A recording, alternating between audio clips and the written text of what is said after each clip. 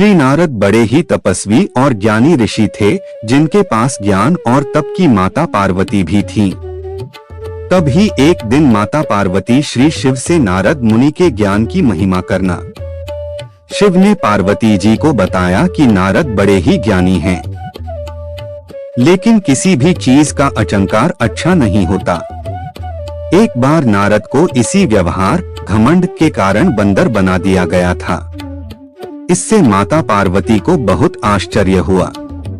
उन्होंने श्री शिव भगवान से पूरा कारण जानना चाहा। तब श्री शिव ने बताया, इस संसार में कोई कितना ही बड़ा ज्ञानी हो, लेकिन श्री हरि जो चाहते हैं वो ही उभरते हैं। नारद को एक बार अपना यही तप और बुद्धि का व्यवहार घमंड हो गया था। इसलिए नारद को श्री विष्णु को एक युक्ति सिखाने का पाठ पढ़ाया जाए। हिमाचल पर्वत में एक बड़ी पवित्र गुफा थी। वह गुफा के नजदीक ही गंगा जी बहती थी। वह परम पवित्र गुफा नारद जी को अत्यंत सुहावनी लगी। वहां के पर्वत, नदी और वनों को देखकर उनके हृदय में श्री हरि विष्णु की भक्ति में अत्यधिक बलवती हो गए और वे जहाकर तपस्या में लीन हो गए। नारद मुनि की इस तपस्या से देवराज इंद्र सचमुच चले गए कि कहीं देवर्षि नारद अपने तप के बल से अपना स्वर्ग नहीं छीन लें। इंद्र ने नारद की तपस्या भंग करने के लिए कामदेव को उनके पास भेज दिया।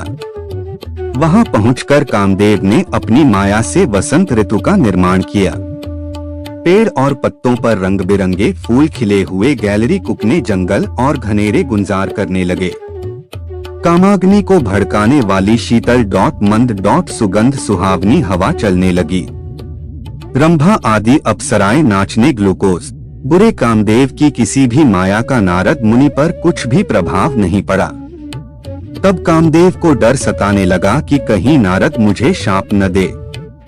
इसलिए उन्होंने श्री नारद से क्षमा मांगी। नारद मुनि को थोड़ा भी गुस्सा नहीं आया और उन्होंने कामदेव को क्षमा कर दिया। कामदेव वापस अपने लोक में चले गए। कामदेव के चले जाने पर नारद मुनि के मन में घमंड हो गया कि मैंने कामदेव को जीत लिया। वहां से वे शिव जी के पास चले गए और उन्हें अपने कामदेव को हरण का हाल कह दिया।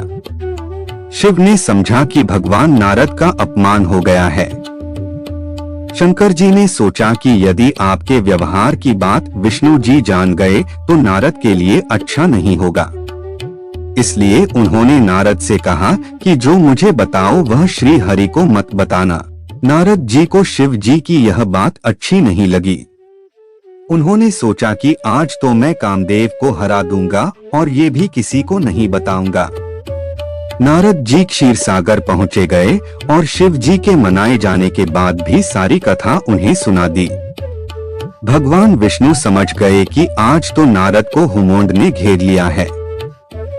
अपने भक्त के व्यवहार को वे सह नहीं पाए, इसलिए उन्होंने अपने मन में सोचा कि मैं ऐसा कहूँगा कि नारद का घमंड भी दूर हो जाए और मेरी लीला भी मसट रही। नारद जी जब श्री विष्णु से विदा चले तो उनका अभिमान और भी बढ़ गया। वहीं श्री हरि ने अपनी माया से नारद जी के मार्ग में एक बड़ा ही सुंदर नगर बनवा दिया। उस नगर में शीलनिधि नाम का वैभवशाली राजा रहते थे। उस राजा की विश्व मोहिनी नाम की बहुत ही सुंदर बेटी थी, जिसके रूप को देखकर लक्ष्मी भी मोहित हो जाती थी। विश्व मोहिनी स्वयंवर करना चाहती थी, इसलिए कई राजा उस नगर में आए थे।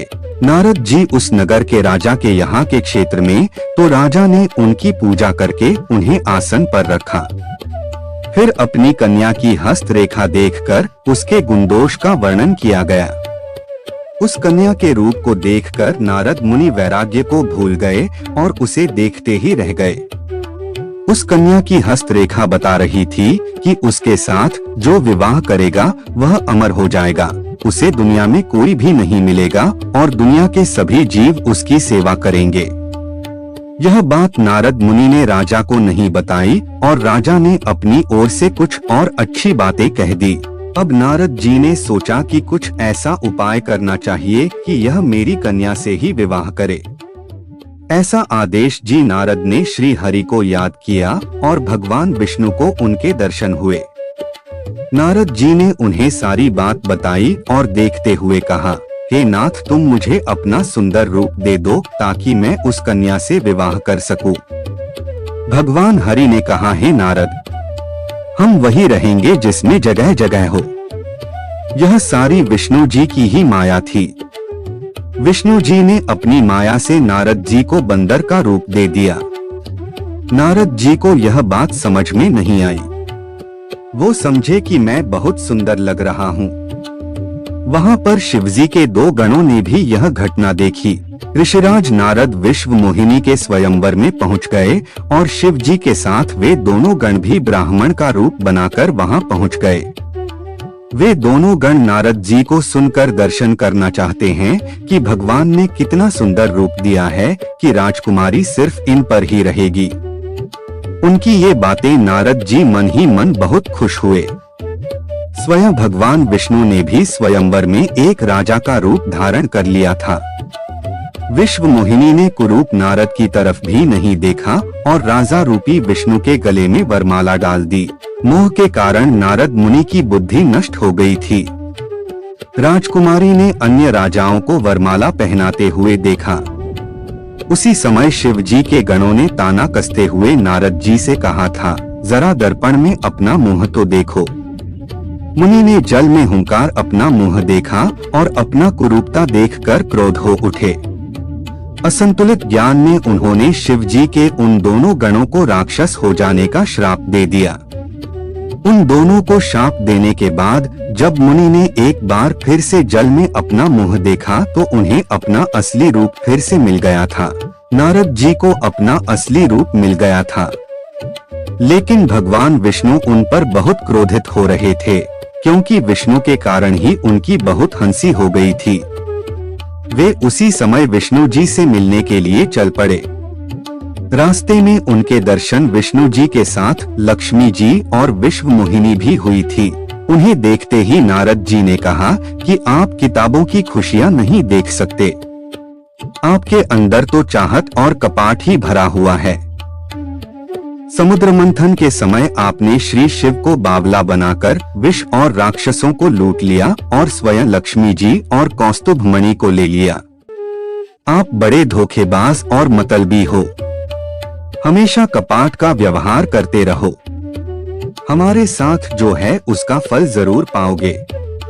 आपने मनुष्य रूप धारण करके विश्व मोहिनी को प्राप्त किया है, इसलिए मैं आपको शाप देता हूँ कि आपने मनुष्य रूप में जन्म लिया है। आपने हमें महिला से दूर कर लिया है, इसलिए आपको भी महिला से दूरी का दुख सहना है।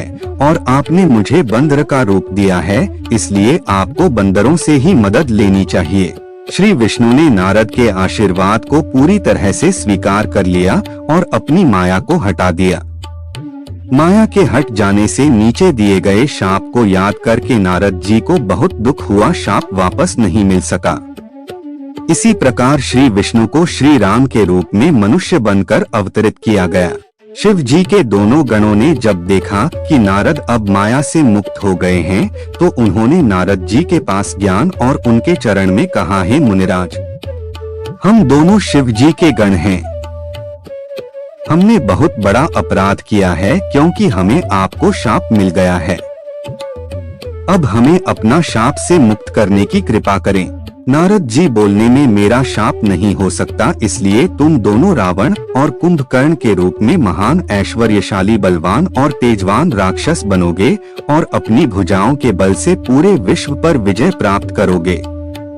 उसी समय भगवान विष्णु राम के रूप में मनुष्य शरीर धारण करेंगे। युद्ध में तुम दोनों अपने हाथों से मारे गए और मशाल मुक्ति हो स्थान